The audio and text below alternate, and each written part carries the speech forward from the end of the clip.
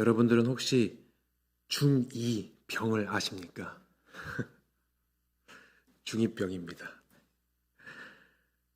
자신을 세상의 유일한 주인공으로 생각하고 주변의 모든 상식과 권위를 부정하며 오직 본인의 주관적인 감정과 생각만을 절대적인 진리로 믿고 행동하려는 심리 상태, 저는 이것이 중2병이라고 생각합니다. 이 중2병에는 약도 없죠. 네, 시간이 지나면서 여러 경험을 하고 성장하면서 사회성을 길러나가야만 비로소 해소되곤 합니다. 자녀를 기르며 그 폭풍 같은 시기를 기도로 인내하며 지나오신 부모님들, 그리고 지금 그 터널을 지나고 계신 부모님들께 참 대단하시다는 위로와 격려의 말씀을 드리고 싶습니다. 사실 사춘기 중2병은 내가 누구인지를 찾아가는 과정에서 겪는 일종의 성장통이죠. 시간이 흐르고 성숙해지면 세상은 나 혼자 사는 곳이 아니고 마땅히 존중해야 할 권위와 질서가 있다라는 것을 배우게 됩니다. 하지만 문제는 바로 이런 모습이 신앙에서 나타날 때입니다. 사춘기의 치기는 시간이 지나면 낫기라도 하지만 신앙의 이름으로 포장된 이런 모습은 공동체를 파괴하고 결국 자기 자신을 파멸로 몰고 갑니다. 지난주에 말씀드린 것처럼 유다가 이 편지를 쓸 당시 교회 안에 몰래 들어온 거짓 교사들, 거짓 예언자들이 있었습니다. 이들은 하나님의 은혜를 아주 기가 막히게 이용했습니다. 하나님은 사랑이시니 다 이해해 주실 거야. 이미 구원받았으니 이제 내 마음대로 살아도 상관없어 라고 말하면서 성도가 마땅히 지켜야 할 거룩할 경계선을 너무나 쉽게 넘어버렸습니다.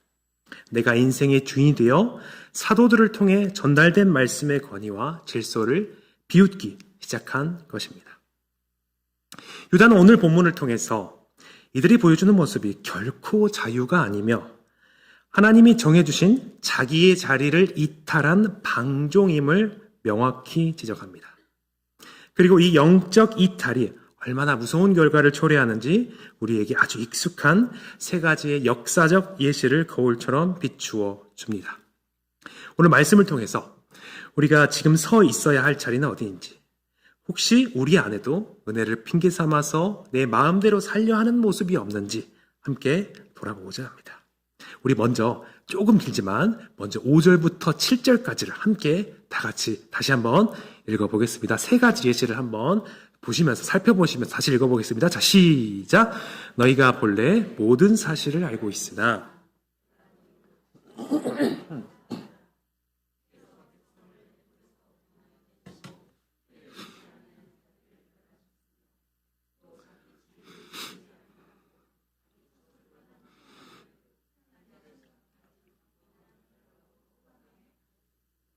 소돔과 고모라와 그 이웃 도시들도 그들과 같은 행동으로 음란하며 다른 육체를 따라가다가 영원한 불의 형벌을 받음으로 거울이 되었느니라. 아멘.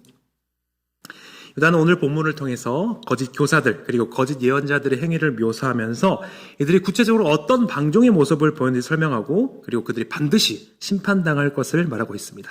이를 우리가 봤던 것처럼 세 가지 예시를 들어서 설명하고 있는데요. 첫 번째가 출애굽한 이스라엘이고요. 두 번째가 천사들에 대해서 말하고요. 세 번째가 소돔과 고모라와 이웃 도시들에 대해서 이야기하면서 이것에 대해서 이야기하고 있습니다. 먼저 출애굽한 이스라엘의 예시입니다. 이 예시는 우리가 아주 잘 알고 있듯이 애굽에서 종노릇하던 이들이 10가지 재앙과 홍해를 가르는 기적을 경험했음에도 약속의 땅 앞에서 어떻게 합니까? 하나님의 약속을 믿지 못하고 다시 한번 돌이켜서 광야에서 모두가 다 죽게 되었지요. 이 예시의 핵심은 아주 명확합니다. 믿는 공동체 내에서 하나님의 은혜를 당연시하면서 나의 약속은 보장되어 있기 때문에 내 마음대로 해도 된다 라고 생각하면 안 된다는 겁니다. 우리가 흔히 말하듯이 한 번 구원받았듯이 마음대로 살자가 아니라고 올바른 믿음의 순종이 있어야 함에 대해서 말하고 있는 거죠. 올바른 믿음의 반응이요. 그리고 또 둘째로 우리가 아는 천사들의 이야기가 나옵니다. 이는 자기 지위를 지키지 않고 자기 처소를 떠난 천사들을 영원한 결박으로 큰 흑암에 두셨다라고 하죠. 6절 이 내용은 구약 성경에서 사실 찾아볼 수 없는, 찾아보기가 어려운 내용입니다. 이 내용은 당시 널리 퍼진 유대 전통, 흔히 위경이라고 불리는 에녹 일서에 나오는 내용이 반영되었기 때문에 그렇습니다. 아마도 아실 것 같은데요. 유대적 배경의 내용이 이렇습니다. 여기서 이 6절에 나오는 천사들이 저지른 죄는 어떤 죄냐면 창세기 6장에 나오는 그 죄 있잖아요.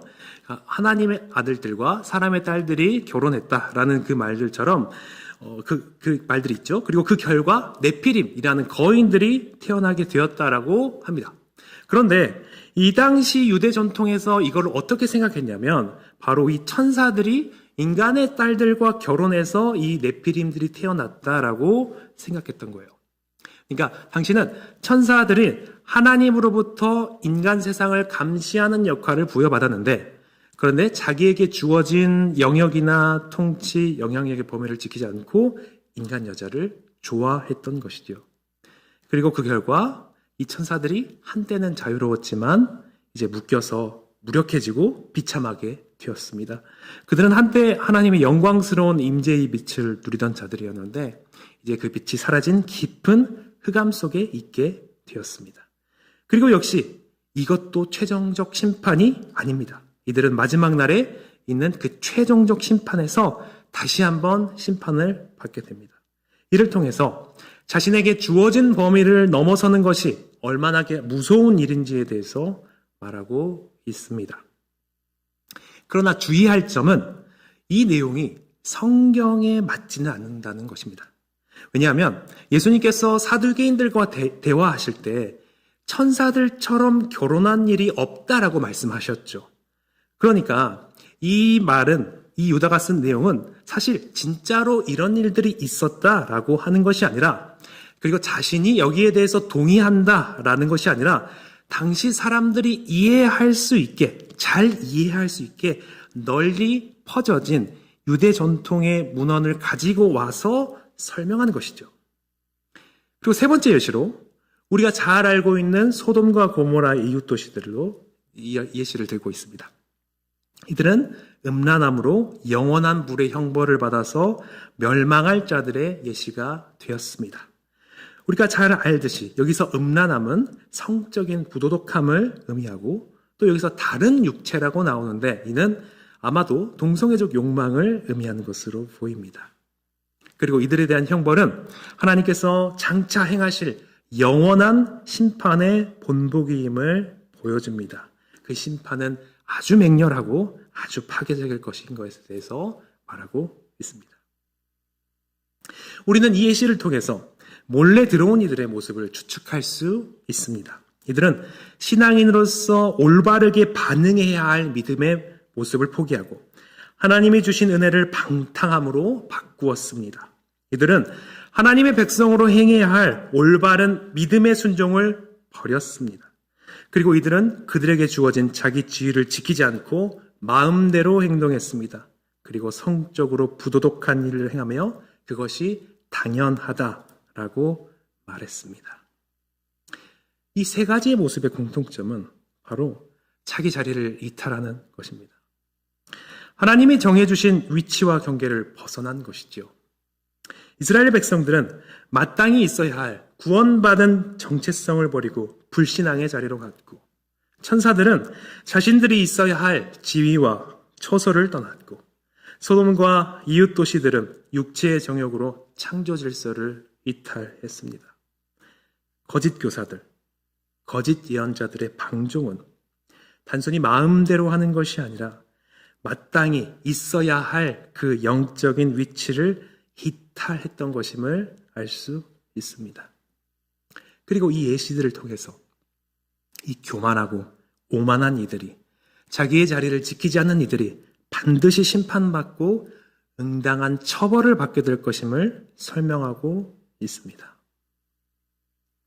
그렇다면 이들은 왜 이렇게 행동했을까요? 유다는 그 뿌리에 대해서 지적하고 있는데요. 우리 8절을 함께 다 같이 읽어보도록 하겠습니다. 8절입니다. 자, 시작.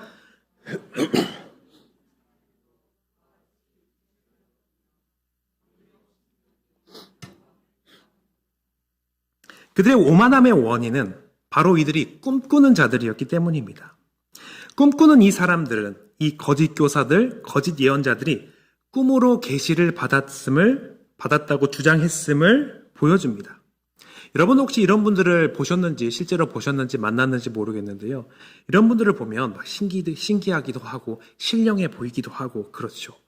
그런데 이런 예루살렘에서 옳고 그름을 판별해 줄 그런 리더들과 연결이 어려워진 바로 지금 이 시기에서, 이때 하나님께 꿈으로 계시를 받고 마치 설명을, 환상을 보는 것 같은 이들, 다시 말해서 이 신령해 보이는 이들의 유혹이 그들의 말이 얼마나 강력했겠습니까? 그리고 그들의 말이 사실 나의 육체의 정욕을 만족시켜줄 만한 그런 말이라면 얼마나 그 유혹이 달콤했겠습니까?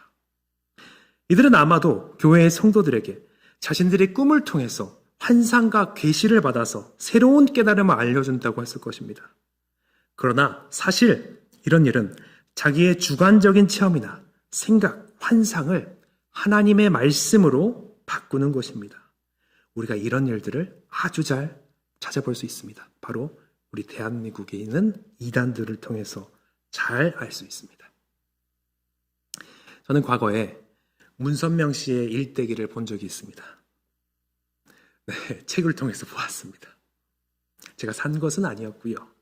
아마도 통일교회에서 이제 문서 선교를 이렇게 하는 것처럼 그 모든 교회에 이렇게 뿌리는 그런 책이었어요. 그래서 저희 아버지께서 담임하시는 교회에도 그 책이 와가지고 제가 딱 보니까 문선명 씨가 이렇게 얼굴이 이렇게 반신 이렇게 있는 거예요. 그래서 재밌겠다 해가지고 아주 정독에 가깝게 제가 아주 잘 읽었습니다. 그 책에 기억나던 것들이 몇 가지가 있는데요. 가장 큰 인상이 무엇이냐면, 이 사람은 정말로 성경에서 벗어나 정말로 자의적이다라고 보였습니다. 제 기억 속에 그분이, 그 사람이 그 책에 따르면 어떻게 계시를 받는데요. 어떻게 받냐면, 그가 기도를 하다가 하나님께로부터 계시를 받습니다. 근데 뭐라고 하면서 계시를 받냐면, 하나님이 문선명한테 이렇게 말했다는 거예요. 내 아들 예수의 사역이 실패했다. 그러니까 네가 남은 사역을 마쳐야 된다라고 계시를 받았다라고 합니다. 그래서 그가 받은 계시를 통해서 원리강론이라는 성경 해석을 만들었고 결국 통일교, 지금의 통일교까지 이어지게 된 것입니다. 그래서 하나님의 위치까지 간 것처럼 보이죠. 이것이 바로 전형적인 이런 본문에서 나오는 꿈꾸는 사람들과 같은 행동들입니다. 그동안에 있던 모든 권위를 부정하고 다 틀렸다고 말합니다. 그리고 자신이 받은 꿈, 환상, 계시가 맞다고 주장합니다. 그런데 우리가 알듯이 분명히 성경에서 무엇이라고 나와 있습니까? 예수님께서 다 이루셨다라고 하셨습니다. 그리고 서신서에서 그리스도의 사역의 완결성과 그분께서 단번에 드리신 온전한 속죄 제사에 대해서 분명하게 말합니다. 그러나 그는 자신이 받은 그 계시를 성경보다 높였고 자신의 성경 해석을 심지어 성경보다 높였습니다. 사실 이런 특징들은 이단들의 특징이기도 합니다. 그리고 이들은 교리적 잘못과 도덕적 방종에 대해 질책을 받고 지적받게 되면 자신들이 복음을 위해 고난을 받는다고 여기면서 생각하지요. 다시 돌아와서 오늘 본문에 나오는 거짓 교사들과 거짓 예언자들도 마찬가지입니다. 이들 역시 자신의 꿈에서 받은 계시를 통해서 그들의 성적인 자유와 도덕적인 방종이 하나님으로부터 왔다고 주장하고 있었습니다. 그러나 이들은 자신의 욕심에 따라 악한 영들에게 미혹된 것이죠. 악한 영들이요. 성령님이 아니라요. 그리고 이들의 교만함과 오만함이 어찌나 대단한지 8절에서 본 것처럼 사도들의 권위나 교회의 목사나 장로들의 권위를 인정하지 않습니다. 심지어 그들은 천사들의 권위도 인정하지 않습니다. 이들은 영광을 비방하고 모욕했다라고 하는데 이는 천사들을 비방하고 모욕한 것을 의미합니다. 왜냐하면 갈라디아서에 보면 율법은 천사들을 통해서 모세에게 주어졌다라고 말하죠. 그런데 이 거짓 교사들이 볼 때 이 율법이 자신들을, 이 인간들을 억압하면서 도덕의 노예로 만들었다고 보는 것입니다. 그러니까 그 천사들을 비난하고 모욕하는 것입니다. 이 율법이 우리를 노예로 만들었던 그런 낮은 수준의 것이라면 그 율법을 전해준 천사들도 우리가 존중할 필요가 없는 열등하거나 약한 존재, 그런 존재가 아닌가라고 말하고 있는 것이죠. 그래서 이들은 자신이 받은 그 꿈으로 받은 그 계시, 그것들을 통해서 천사들을 비하하면서 자신들의 우월함과 자신들이 가진 영적인 자유를 과시한 것입니다. 그런데 바로 이 장면에서 유다는 아주 날카롭게 하나 장면을 가져오죠. 우리 9절을 다시 한번 읽어보도록 하겠습니다. 자, 9절입니다. 자, 시작. 천사장 미가엘이 모세의 시체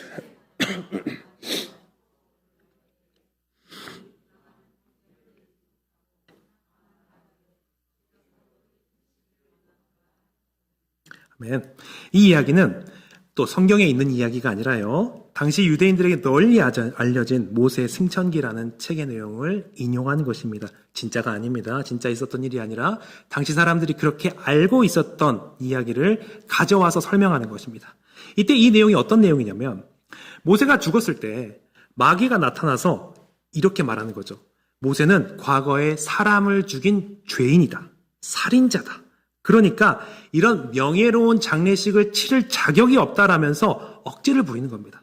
그래서 모세의 시체를 자기가 갖고 가야 된다. 마귀가 갖고 가야 된다라고 주장했다라고는 이야기가 있는 거죠. 진짜가 아니라 이야기가 있는 겁니다. 여러분, 이때 미가엘이 우리가 알고 있죠. 다니엘이라는 그 미가엘입니다. 그 미가엘의 기분이 어땠을까요? 미가엘은 천사장으로 알려져 있죠. 게다가 지금 상황은 미가엘이 100% 옳고 마귀가 100% 틀린 상황입니다. 만약 우리가 미가엘 같았으면 어떻게 했겠습니까? 당장 이 더러운 마귀야, 네가 감히 어디서 헛소리를 하느냐? 라고 말하면서 소리를 지면서 박살을 냈겠죠. 그런데 미가엘은 그렇게 하지 않았습니다. 본문에서 어떻게 합니까? 아마도 최고의 영적인 존재로 여겨졌을 그 미가엘이 있음에도 불구하고 그는 마귀를 직접 비방하거나 스스로 판결을 내리지 않고 어떻게 말합니까? 주께서 너를 꾸짖으시기를 원한다. 잠깐만 생각해 볼까요? 천사장도, 아주 높은 영적인 존재로 여겨지는 그 천사도, 미가엘도 마귀를 상대로 이렇게 했다라는 것입니다. 그런데 그 꿈꾸는 사람이 몇 년 살았겠습니까? 꿈 몇 번이나 꿨을까요? 근데 그 꿈 몇 번 꾼 사람들이 천사를 비방하고 사도들의 권위를 조롱하고 스스로 모든 것의 심판자가 되었다라고 말하는 겁니다. 자신들이 꿈에서 받은 계시, 환상으로 받은 계시가 천사들보다 높다라고 말한 것입니다. 이 꿈꾸는 사람들은 거침이 없습니다. 영적인 질서를 조롱하고 모든 권위를 자신의 발 아래 둡니다. 자신이 모든 것을 판단할 수 있는 최종 심판자라도 된 것처럼 말하면서 행동하고 있는 것입니다. 내가 옳고 니들은 다 틀렸어라고 비방하는 것이죠. 정리하자면 결국 이들이 보여준 오만함의 뿌리는 무엇입니까? 바로 나를 기준 삼아서 하나님이 정해주신 바로 그 자리를 이탈한 것입니다. 내가 본 환상, 내가 느낀 감정, 내 생각만이 절대적인 기준이 되다 보니 하나님이 세우신 질서와 사도들의 가르침을 우습게 여기고 제멋대로 손을 넘어가 버린 것입니다. 그들은 그것을 스스로 자유라고 불렀을지 모르겠지만 실상은 방종이었습니다. 참된 신앙은 내가 얼마나 신비한 체험을 했느냐도 아닌 것 같습니다. 참된 신앙은 내가 얼마나 많이 성경 지식을 아느냐는 것도 아닌 것 같습니다. 참된 신앙은 어떤 상황 속에서도 그 하나님의 주권을 인정하고 그분이 나에게 주신 그 위치 가운데서 최선을 다해서 살아가는 것이 바로 참된 신앙의 모습이고 참된 신앙인의 실력인 것 같습니다. 그렇다면 이 말씀이 우리에게 어떤 의미를 가지게 될까요? 여기서 혹시 꿈으로 환상을 보시는 분이 계십니까? 네. 우리는 그러지도 않죠. 역시 이단적 사상을 가지지도 않고 있습니다. 또 이런 이들에게 우리가 넘어가지도 않았습니다. 그렇다면 이 말씀을 우리에게 아주 먼 말씀처럼 느껴지지 않겠습니까? 그런데 저는 이 본문에 나오는 이 꿈꾸는 자의 모습이 되게 우리 모습과 닮아 있다라고 생각합니다. 이들처럼 우리가 교리적 이단의 모습은 아니지만 저는 이들처럼 사고할 때가 많다라고 생각합니다. 그리고 지금 많은 사람들이 이렇게 사고하고 있다라고 생각합니다. 여러분, 과거에는 절대적인 진리가 있었죠. 그리고 그 진리에 권위가 있었던 것으로 보입니다. 그런데 지금 문화와 시대 정신을 보면 지금은 절대적인 진리는 없다라고 생각되게 되었습니다. 물론 교회 내에서 이 권위를 사용해서 잘못된 길로 인도한 이들에 대한 반발로 이런 교회에서도 이런 경향이 생기기도 했지만 전체적인 시대 정신이 권위에 대해서 거절하고 있습니다. 권위를 싫어하죠. 그래서 과거에는 이렇게 물어봤습니다. 무엇이 진리인가? 제가 CCC를 했었는데 간사님이 이렇게 말했다고요. 그때 당시에 전도를 하면서 대학생들을 대할 때는 그 사람들이 무엇이 진리인가, 무엇이 정말 진짜인가라고 궁금해했다라고 합니다. 그런데 사실 요즘에 여기에 관심 있는 사람들이 사실 없죠. 그 대신 우리는 이렇게 질문하는 것 같습니다. 요즘에는요. 이제는 너에게는 무엇이 정답이니라고 물어보는 거예요. 지금 한정이 되어 있죠. 너에게는, 나에게는 무엇이 진리가 아니라 정답이니? 라고 묻는 시대라는 겁니다. 진리가 아니라 나에게 맞는 정답이라는 거예요. 그래서 나의 느낌, 나의 경험, 나의 주관적인 만족이 나의 판단의 기준이 되는 시대가 바로 요즘 시대라고 보입니다. 그래서 저는 이런 우리의 시대적 흐름이 우리 교회에도 있다라고 생각이 돼요. 저를 포함해서 현대 신앙인들이 가장 많이 하는 실수가 무엇일까요? 우리는 내 기분이 좋으면 은혜 받았다라고 말합니다. 그러나 내 마음에 들지 않거나 걸림이 되면 율법적이라고 합니다. 성경이 무엇을 말하는가 보지만 내가 무엇을 느꼈는가가 더 중요합니다. 내가 느낀 감정, 내가 받은 감동, 내 안에 올라온 확신, 이것이 어느 순간 하나님의 그 말씀 그 자체보다, 그 말씀이 무엇이라고 말하는가 그 자체보다 사실 더 앞서기 시작하는 것이죠. 그리고 이렇게 나의 기분과 경험과 감정을 앞세우는 것이 이제 성경 해석의 문제까지로 번지게 됩니다. 그것은 우리의 그 주관성이 성경을 들여다보는 렌즈가 되어버리기 때문에 그렇습니다. 정상적인 신앙은 하나님의 말씀이 나를 다스리는 겁니다. 말씀이라는 기준 위에서 내 기분과 내 생각을 올려놓는 것이지요. 하지만 유다가 경고한 꿈꾸는 사람들의 방식은 정반대입니다. 나를 렌즈로 성경을 봅니다.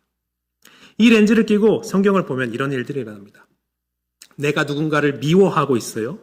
그럴 때 원수를 사랑하라는 말씀을 읽으면 내 감정 필터는 이렇게 해석합니다. 하나님은 내 아픔을 아시니까 지금은 이 말씀을 적용하지 않아도 된다라고 하실 거야 라고 생각하겠죠. 내가 세상의 욕심을 쫓고 있을 때 자기를 부인하라는 말씀을 읽으면 내 감정 필터는 이렇게 말합니다. 이건 너무 율법적인 해석이야. 하나님은 내가 행복하길 원하셔 라고 말합니다. 이것을 다 우리 이 말씀을 바로 실천할 수 있다는 것이 아니라 사실 정직하게 우리가 이 말씀을 지킬 수 없다라고 고백하는 것이 아니라 인정하는 것이 아니라 우리가 이 말씀을 이렇게 비틀어서 생각한다는 거죠. 성경이 나를 가르치는 것이 아니라 내 기분에 따라 성경을 보기 시작합니다. 내가 듣고 싶은 말을 골라내고 내 입맛에 맞게 그 의미를 비트는 자의적인 해석이 시작되는 것입니다. 그리고 좀 더 나아가면 이렇게 됩니다. 우리가 인터넷 댓글에서 엄청 많이 보게 되는데요. 말씀이 불편하면 그건 그 시대의 말씀이고 그 시대의 한정에서 나에게 적용되지 않는 것으로 말을 해버립니다. 또 교회 공동체 안에서 공동체가 그 사람에게 권면하면 당신들이 뭘 알겠어? 하나님이 나한테 말씀하셨어 라고 말합니다. 목사님이 권면하면 이렇게 말합니다. 저 목사님은 아직 덜 깨달았어. 이렇게 말하죠. 내 체험이 기준이 되는 순간 그 어떤 권위도 나 위에 설 수가 없습니다. 그 어떤 권위도요. 근데 이게 무서운 이유는요. 내가 하나님의 말씀을 지금 잘못 알고 있고 어기고 있으면서도 내 마음은 평안하기 때문에 그렇습니다. 내 감정이, 나의 해석이 다른 이들의 모든 권위를 눌러버렸기 때문입니다. 저는 유다가 말한 자기 자리를 이탈한 자들이 멀리 있지 않는 것 같습니다. 모든 권위를 거절하고 또 말씀 위에 올라타서 내 마음대로 판결을 내리고 있는 우리 자신이 바로 그들일 수 있다라고 생각합니다. 그렇다면 이것을 우리에게 어떻게 적용할 수 있을까요? 우리가 주어진 이 말씀대로 살아가기 위해선 서로 내가 옳다라는 그 주관성을 극복해야 되는데 이를 위해서 어떻게 해야 될까요? 저는 실제적으로 3가지 체크 방법을 확인하고 말씀을 마치도록 하겠습니다. 첫 번째는 뭐냐면 신앙의 전통입니다. 여러분, 나만 오늘 새롭게 깨달은 것 같은 그런 것들 있잖아요. 사실 지난 2000년간 있었어요. 수많은 믿음의 선배들이 고백해온 사도신경과 교회 해석 전통 속에 있는지 우리가 봐야 됩니다. 요즘에 그 유명한 가수가 성경을 읽다가 하나님을 믿게 되었죠. 그래서 그가 자신이 그 성경을 읽으면서 그 깨닫는 하나님을 유튜브에 올리고 있습니다. 그 사람의 유튜브를 보았을 때 저는 바로 이 경우가 해당된다고 생각합니다. 이분은 신앙의 전통에서 벗어났습니다. 그는 자신만의 성경 해석을 올리고 있는데 사실 그가 독특하게 깨달았다고 말하는 것들이 사실은 새로운 이야기가 아닙니다. 사실 이미 교회 역사 속에 이미 있었고 그것이 틀렸음이 결정되었음이 정해져 있는 그런 이야기들을 하시더라고요. 그러니 이런 경우에서 본다면 사실 교회 전통의 가르침을 따르는 것이 사실 고루한 것이 아닙니다. 안전함에 될 수 있다는 것을 생각하면서 우리가 말씀을 듣는데 나의 자의적 해석이 아니라 어떻게 이 교회 전통에서 해석이 맞는지 듣는 것이 중요할 수 있습니다. 두 번째로는 공동체의 울타리입니다. 뭐냐면 이 마음이 또 이 성경 해석이 나의 해석이 공동체를 살리고 있는가를 확인해 봐야 됩니다. 참된 성령의 감동은 결코 나만을 돋보이게 하거나 다른 성도를 비방하게 만들지 않습니다. 내 깨달음이, 내 생각이, 내 성경 해석이 공동체를 화평하게 하는지 아니면 나는 깨달았는데 너는 왜 몰라? 당신들은 왜 그래? 라는 영적인 우월감을 낳고 있는지 정직하게 돌아봐야 됩니다. 그렇다면 올바르지 않는 확률이 높은 거겠죠. 마지막으로 그 결과가 사랑으로 열매 맺고 있는가 살펴봐야 됩니다. 어거스틴 사상처럼 아무리 대단한 신학적 지식이라도 하나님을 더 사랑하고 이웃을 더 사랑하게 만들지 못한다면 그것은 가짜입니다. 내 해석이 내 고집을 관철하는 도구가 되고 있다면 그것은 아마도 은혜의 자리를 벗어났을 가능성이 큽니다. 말씀을 정리하겠습니다. 내가 세상의 중심이라고 믿고 내 기분대로만 행동하는 그 철없는 모습은 사춘기 아이들에게는 한때 지나가는 모습일지 모릅니다. 하지만 하나님 앞에 서 있는 우리 어른들의 신앙에 이런 모습이 나타나게 된다면 그것은 결코 가볍게 넘길 일이 아닙니다. 성경 속의 예시들을 볼 때 이스라엘 백성과 천사들과 또 소돔과 고모라의 사람들을 보게 될 때 하나님이 정하신 질서의 자리를 벗어나는 것은 사실 자유처럼 보였겠지만 그 끝은 무너짐이었습니다. 오늘 우리가 사는 세상은 끊임없이 말합니다. 야, 네 마음이 시킨 대로 해. 네 기분이 제일 중요해. 네가 네 인생의 주인이야. 하지만 진짜 신앙은 내가 얼마나 대단한 체험을 했느냐가 아니라 내가 얼마나 성경을 많이 아느냐에 있지도 않고요. 또 내 기분에 따라서 정해지는 것도 아니라 그것이 아니라 하나님이 정해주신 진리의 자리, 그 성경 말씀을 끝까지 지켜내는 것입니다. 우리는 이 과정에서 결코 혼자가 아닙니다. 지난 수천 년간 우리의 선배들이 지켜온 믿음의 고백이 우리들에게 있고 서로의 삶을 다독여주는 교회 공동체가 우리 곁에 있습니다. 그리고 무엇보다도 우리를 절대로 포기하지 않으시는 하나님의 큰 사랑이 우리를 감싸고 있습니다. 나의 주관적인 꿈을 버리고 변치 않는 복음의 전통 위에 서서 우리에게 주어진 거룩한 말씀을 끝까지 지켜내는 저와 여러분들이 되시기를 주님의 이름으로 축원합니다. 우리 두 가지 기도 제목 가지고 기도하실 텐데요. 첫 번째는 내 감정보다 말씀을 앞세우며 하나님이 정해주신 자리를 끝까지 지키게 하옵소서라고 기도하시고, 두 번째로 기도하실 때 내가 판단자가 되지 않게 하시고 오직 주님의 주권 앞에서 겸손히 순종하게 하옵소서라고 기도하시고, 또 말씀을 들으시면서 생각나는 것들을 위해서 함께 기도하도록 하겠습니다. 기도하겠습니다. 살아계신 하나님 아버지, 주님의 은혜 가운데서 우리를 사랑해 주시고 주님,